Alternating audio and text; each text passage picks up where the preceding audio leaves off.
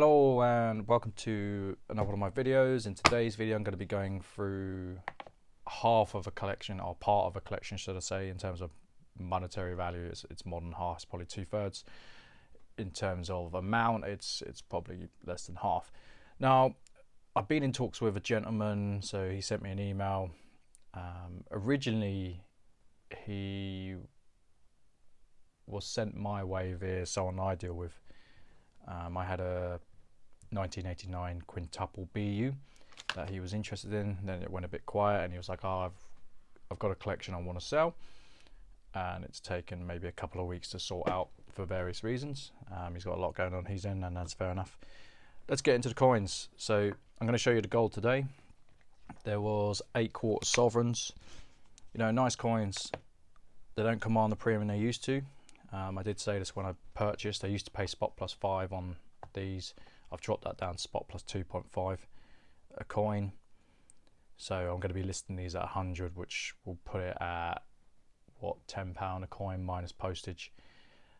The problem with these is if they're not raw mint, so your Gibraltars, etc. Is this Gibraltar? Tristan da Cunha.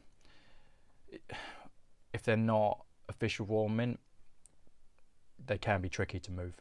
So that's why I've lowered what I offer on them. Now 3 of them have sold. So there's a gentleman in Israel, he ended up buying 3 of them.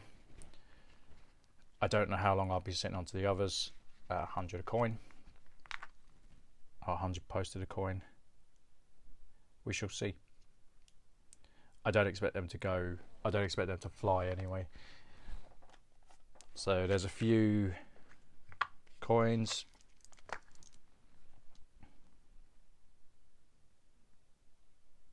I think this one's been sold. And some of the designs on these are actually very nice. There's quite a few designs that you think, you know what, they should be doing better than the market values them at. But again, I don't set the price. My prices reflect where the market's at. Now the market might value these at 110 on eBay, but then you've got to take out fees, etc.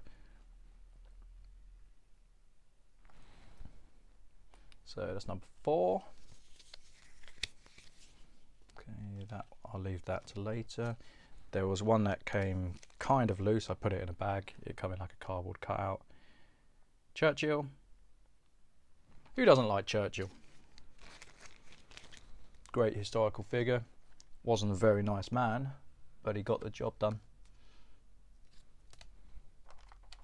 He was a bit of a warmonger, and that's okay, because sometimes you need men of war. D-Day. So this is a... I can't remember what they're called. They have a very specific name. I can't remember what it's called. But this is what stops tanks, etc.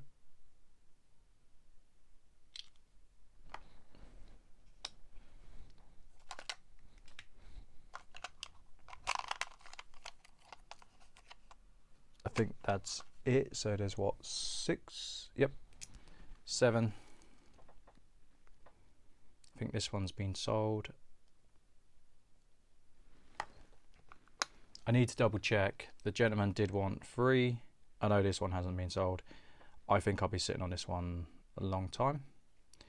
Now the gentleman who sold me the coins, he had a lot of bits in that were kind of royal related or were in themes of certain coins.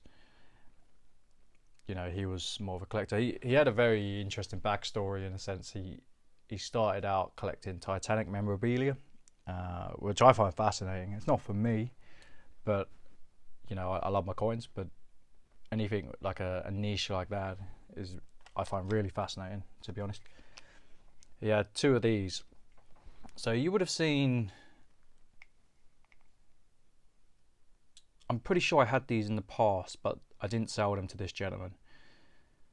So these coins here, he was telling me, I didn't really know the backstory. They're part of the Millionaires collection from, I think it's Westminster or Hattons of London. It's one of those outfits. 22 carat. What they did was they took famous coins and they replicated them. But what he was telling me, there's only 3 of these coins to have been found, and 2 of them only had one side on. I think they had this side on, and they found the 3rd one and it showed the other side of the coin. Those coins are probably priceless. I don't think you could put a value on them. They're owned by institutions, so it's not something you could go out and buy, even if you had the money to buy it. They're probably £1 million and up coins if you were to buy one, but I doubt they will ever be sold to a collector.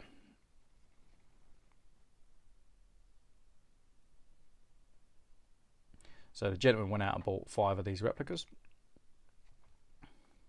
I say replicas, they're still gold, they're 22 carats, but I understand why he did. They're visually stunning coins. Now, in terms of pricing, I paid spot on these, and I said to him, I was like, what I think something should be worth and what the market values it at, these will most likely go for spot plus 3%. Should they be a spot plus 10%? I certainly think so. I don't think it's going to get it though. I can try, but I doubt it will sell for that much.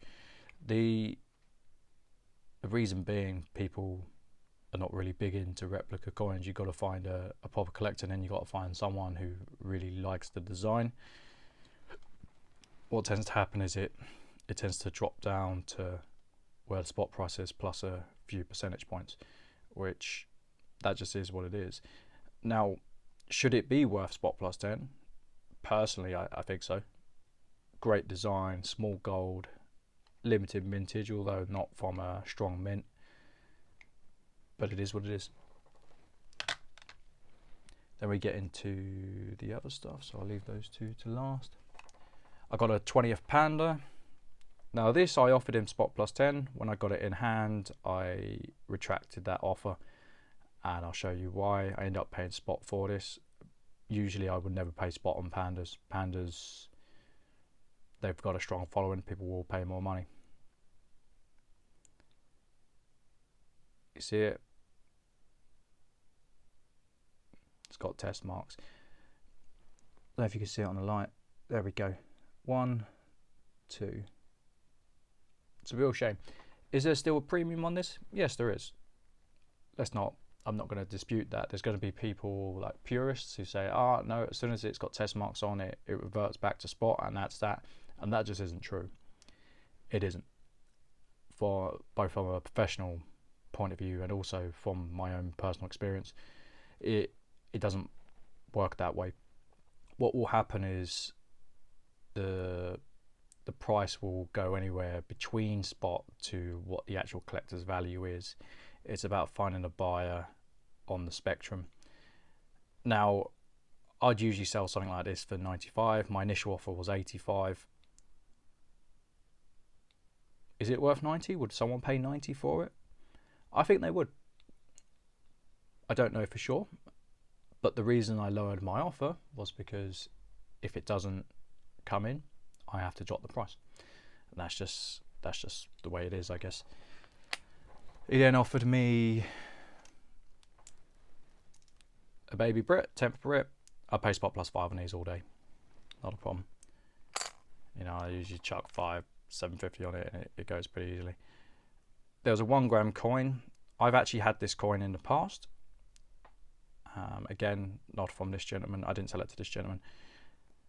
I thought it would go for good money. The market wasn't there. I paid spot on this due to the fact it's not like it's a maple or a panda. I'll be interested to see where this goes. I'm not entirely sure. I will pitch it at a fair premium, but I'm not sure where at the moment. Again, this coin here, I paid spot on this one. These are very, it's themed, it's got base, so I'm guessing that's to do with the Antarctic. Let's have a look. Yeah, polar year. So Scott in the Antarctic. I'm pretty sure he died, but I'm not 100% on that. This will go. It will go for premium. Like coins like this do. Sometimes they can sit around for a longer time because as much as people collect small gold, I actually put a video out. It's actually my largest video to date where I had, I think it's like 140, 150 small gold coins. and I had 50 odd small world coins like this, and they took forever to move. They took such a long time. I don't mind getting the odd one in, but would I be buying another 50? No, because it was just dead money for a long time. And then last two, 10 guilder. This is nice coin. I think it's been cleaned, but it's okay. I paid spot plus 10 on this. I don't have a problem paying that on the older ones. The newer ones, it's a spot coin all day. The mintage is around 4 million, give or take. Nice coins, nice bit of history. Anyone who knows me knows I lived in the Netherlands. I've got a soft spot for Dutch coins. And last but not least, this came in. Now this is a bit of an oddity for me. So the gentleman who sold it to me said, I've got this 1888. It's an R2 Marsh. And I was like, okay. When I looked at the pricing, however, the pricing wasn't all that strong when I looked at the auction house. It's not in the best of shapes. It's okay, it's very worn there, it's very worn on the helmet, it's very worn where the yes is. And to be honest, I need it verified. I offered him 10 over on this. I offered him 10 over off the back that the auction prices just didn't look that good.